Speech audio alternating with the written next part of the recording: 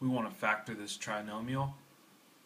You'll look at it and look for a GCF. When you do that, you'll see that the greatest common factor is 1, or we can just say that it does not have a greatest common factor. It's a trinomial, so we will factor it using the reverse of the FOIL method. Now remember, this last term tells us that we want a product of two numbers. So we want two numbers that multiply to get negative 63, and then we want their sum to be negative 2. Now if we think of factors of 63, we could have 1 in 63, 3 and 21, and then the one that you guys probably thought of was 7 and 9. But for a product to equal negative 63, it could be that the 1 would be negative or the 63 could be negative, but just one of them.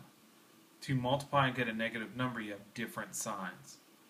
So we want to multiply two numbers and get negative 63 and add them together and get negative 2. So we want the one with the bigger absolute value to be negative. So when you multiply 7 times 9, that's times negative 9, that's negative 63. When you add 7 plus negative 9, we get negative 2.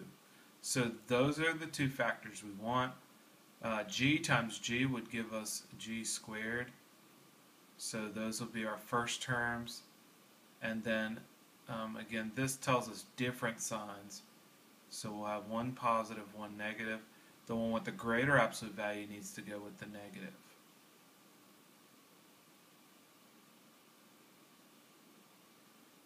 Now if we check this real quick with the FOIL method, first times first, G times G is G squared. O stands for outer, G times negative 9 is negative 9G.